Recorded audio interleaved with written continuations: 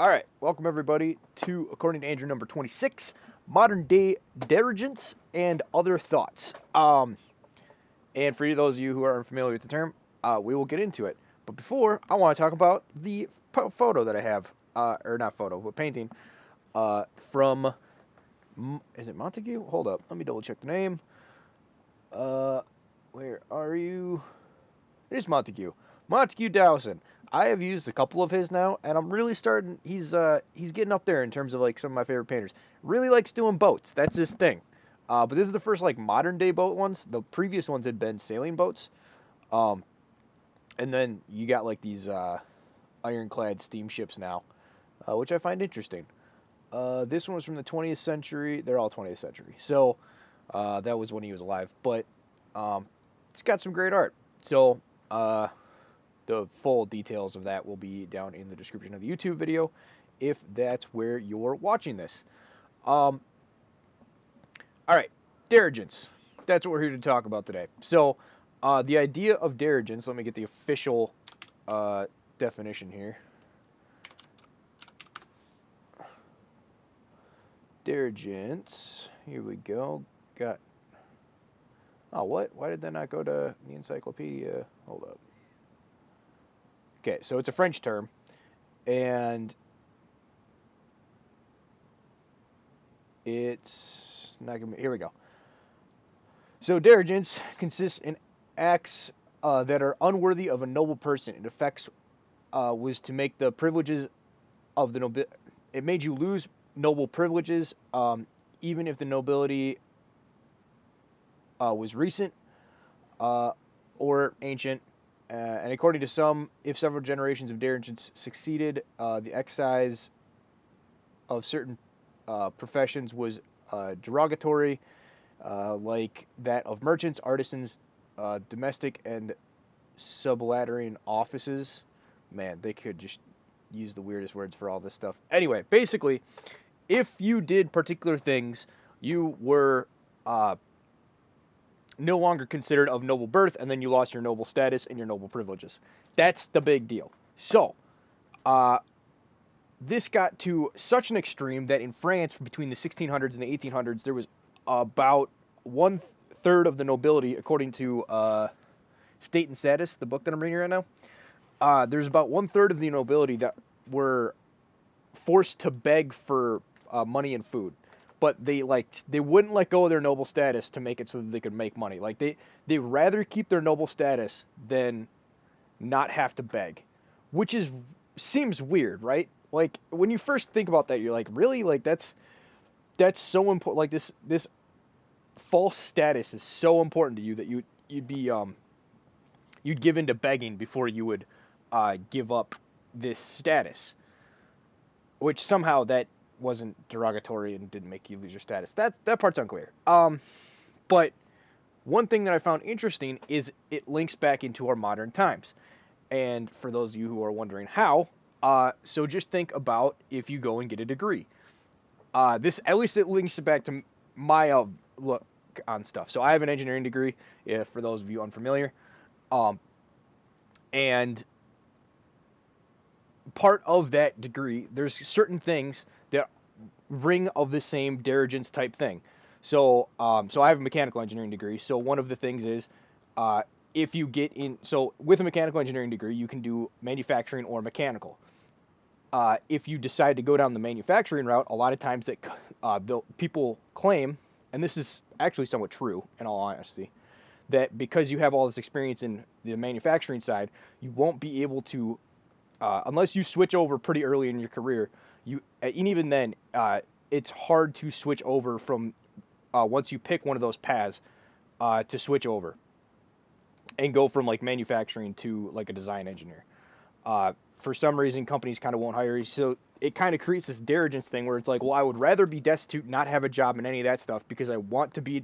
If you specifically want to be a design engineer, because I want to be a design engineer, I'd rather be a pauper. I'd rather be someone begging on the street for money, and not risk losing my status, my ability to become a design engineer, just like these nobles would rather like starve and beg for food and money to not lose their noble status in the hopes that they can reclaim their noble status and act more of their noble birth that they believe in.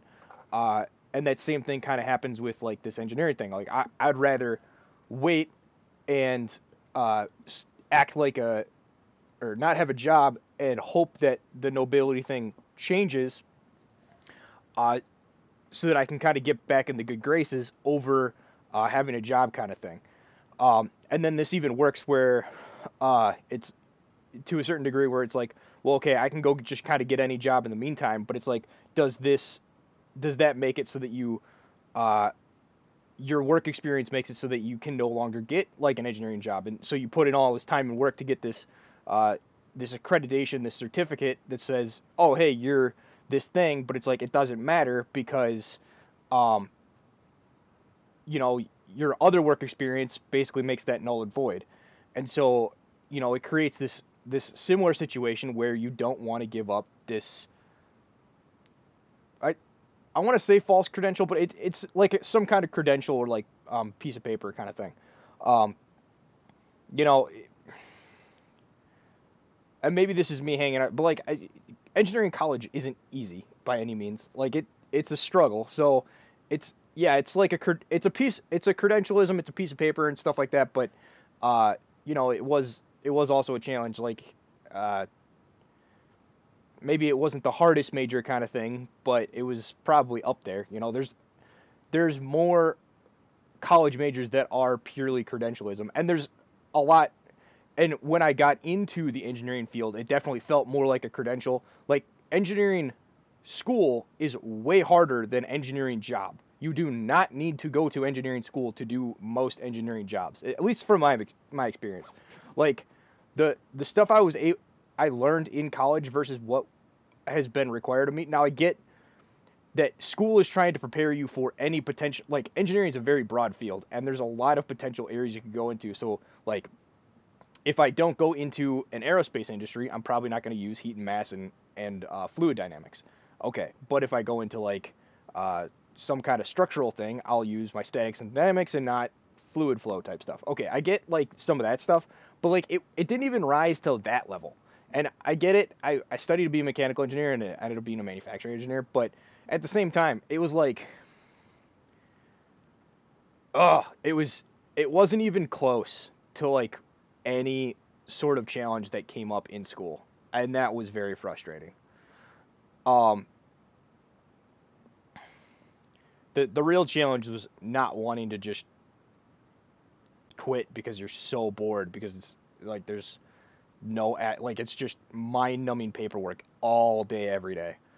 Uh, Owen streams were the only thing that kept me sane. Um,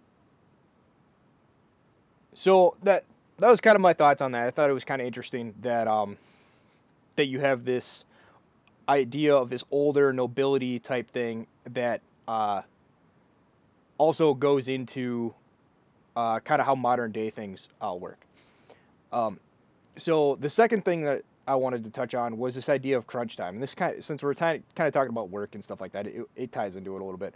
I was listening to the quartering um, the other day, and Jeremy had mentioned that he doesn't get crunch time, like why people care so much about crunch time and stuff like that. Um, and to a certain extent, I get where he's coming from. Like, crunch times happen, um, but I don't know. I kind of have a slightly different perspective on it, where because I've seen like tons of my friends and stuff like that in engineering, where they're just getting absolutely like raked over the coals with this idea of like never-ending crunch time, and the idea that you're supposed to work like 50, 60 hours a week, and that's just how it is, kind of thing. And you're not.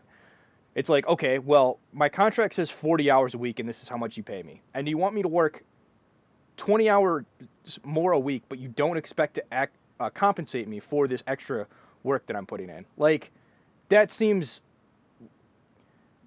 it's like a shady business practice. It's like, because most engineers are salaried, right? So like, it's just like, oh yeah, we can just get a bunch of extra work and money out of you just for not having to pay you. And it's just like, no, like your job is to,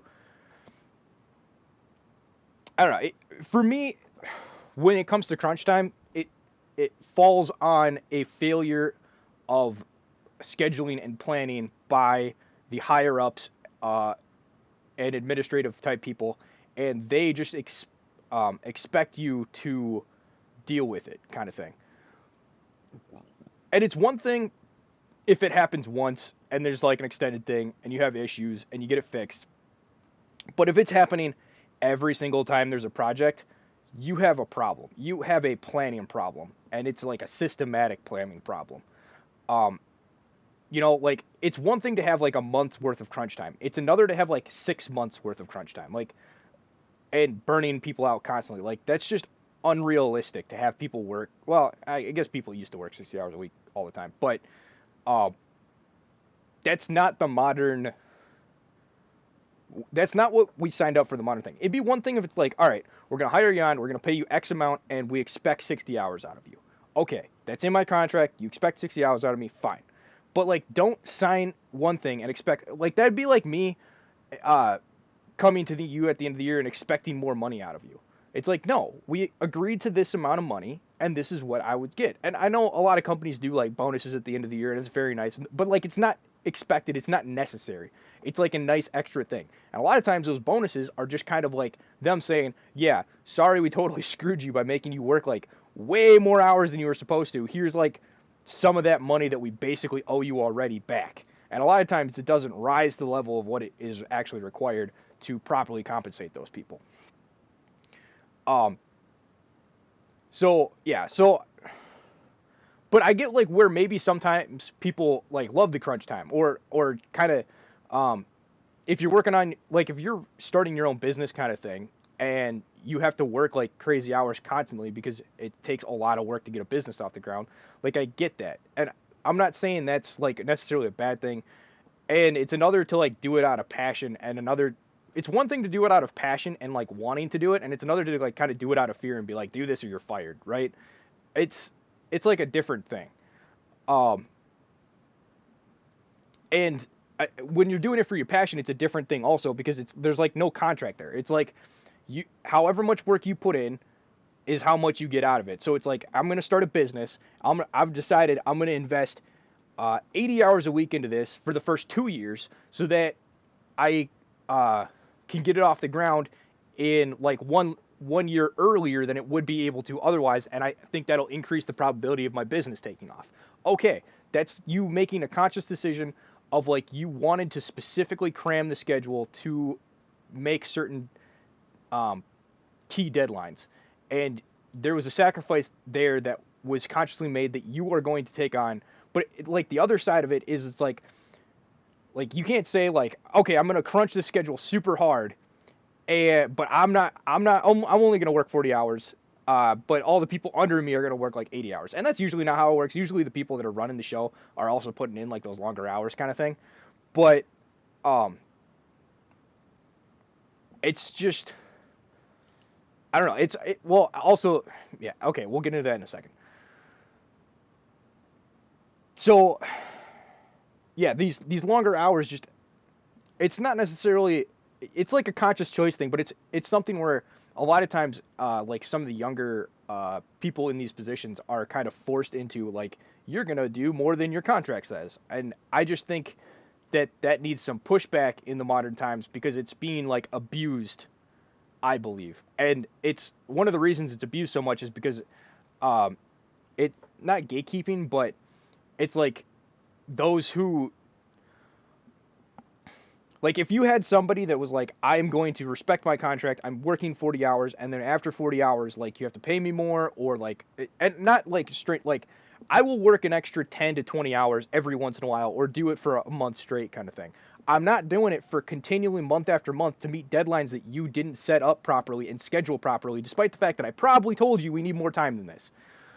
Um so like with all that stuff factored in, um it's inappropriate and ridiculous to expect uh, more out of people. And with the other thing, where your higher ups are usually working those like super long hour kind of things, some of that is they built the company, they put in a ton of hours. That's just kind of how they are. But a lot of times you see people like promoted because they're willing to work all the time, right? So it's like the only way you get promoted is if you do the 60-hour kind of week, which then like creates this culture and cycle of the only way to get ahead is to put more time in than is expected. And I get that that's where like that's as someone in the company, I understand why that's valuable. But at the same time, I think it's problematic in that it doesn't set proper boundaries and expectations for how the project is supposed to run. If your if your project's supposed to run for 2 years, and there's one thing if issues come up, but it's another thing to be like, okay, we need everything to go perfectly and all this stuff, and we're going to test the new technology, and this new technology, we're going to figure it out in like a week, and like just a way too optimistic schedule, and then the entire thing blows up in your face, but you still expect the same deadline because you didn't plan properly. And then the people that get screwed in this whole thing aren't the people that wrote this schedule and had unrealistic expectations, but the guys in the field in the trenches kind of like making this stupid timeline like actually work kind of thing. Like I think that's ridiculous. So that's kind of my counter view on the crunch time thing. It's a necessary evil most of the time. And if you want to get a lot done or you've decided to commit to a lot of things, it's maybe you're just kind of in a perpetual crunch kind of thing. Like a good example is all the projects that Vox is doing. I forget about half of them because of how many projects they have decided to pick up between Social Galactic and Infogalactic and unauthorized TV and all the comics and the books that are coming out and the movie. Like that is just an insane amount of stuff. And they're trying to do all this stuff in this compressed amount of time because uh, it's kind of like it's like a now or never kind of setup, or they see an market opportunity that if they don't take advantage of now, they might miss kind of thing. I get where like a lot of that stuff ends up stacking on top of each other, but like they're at least making conscious and logical decisions of like, okay, well this has to be on the back burner then, and this can't get done. So a good example of that is Vox's A Sea of Skulls. It's like, okay, well I want to get Sea of Skulls done, but it like that doesn't have the same precedent as getting all of the uh, books out to the backers of the Castelia Library or things like that. So it's and also in his thing he tempers expectations and makes clear logical understandings of things take time. It takes time to get set up. All of the um, logistics and supply lines and running through all these things like the leatherbound books was a great example. They had to learn how to do all that leatherbound book stuff. He's like, this stuff takes time, and like in that case you can see it's like you have like, okay, well we're learning a new technology, we think it'll take this amount of time, and it turns out that there was extra problems that came up that it's like, okay, we're going to need an extra 2 weeks to a month, and that is totally okay, and most people have been completely understanding. And I'm guessing, I might be wrong on this, but I'm guessing they aren't having most of the people that are working behind the scenes in super uber crunch time trying to get all this stuff out in this immediate second because it has to go now kind of thing. They know how to properly um, rank things in terms of their importance and focus on what's important and getting that stuff out first. So I think they're doing a good job. But due to the amount of projects they take on, I believe they're probably also in some form of crunch. I don't have any inside knowledge on that or whatever. I'm just an outside observer, taking a guess based on the various information that I've heard through like the blog and stuff. But you compare that to something like my buddy who works for, well, he doesn't work for Boeing, but like the way Boeing has like these contracts and stuff set up, and it's just like they can't meet their own deadlines, but they expect them to like hit all these crazy deadlines and have them work like crazy overtime and stuff like that. Like at a certain point, um, you just got to push back and say no. And it's like, if you want me to go above and beyond to hit a particular deadline, fine. But if you don't hit your deadline and you made me work overtime and it was like a rush thing, it's like this has got to get out kind of thing. The next time you do that, I'm taking my own damn time because you had your chance, you failed, not happening again. I'm not having you dictate to me, we have to get this out the door now when I know I'm going to push myself, get it out the door, get it to you on the time that you need it, and your people aren't going to be ready. So it's, I don't know. I feel like there needs to be more pushback from the worker side on some of these things that um, are ridiculous expectations and unfair working conditions to the people. Maybe I'm alone in that perspective, but uh, and I get there's a give and take, right? Like there's an extreme side of this where it allows people to be exceedingly lazy. Probably a good example of that is the unions that have gained too much control and allow people to get paid too much to do too little, right? There's a give and take in this whole thing. I'm not against putting in the extra time, but there has to be a reason for it, and it can't be a habitual thing. It has to be for a logical reason for a short amount of time because there's something coming due soon. And I'm fine with like every project, maybe there's at the very end there's a month where it's like, okay, we got to really strap down kind of thing and get this done. Okay. It's generally how major projects go, especially when you're planning like a 1 to 2 year thing. If you expect me to be in crunch mode for the full year and a half that this project is going on, you can go fuck yourself. So that was kind of my perspective on it. But yeah. Anyway, that kind of wraps it there. Quite the rambling.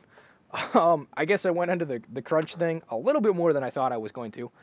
But yeah. Hopefully you guys found that interesting. And yeah. Have a good day. Please like, comment, subscribe. Give me your perspectives on these two different topics and what you thought of them.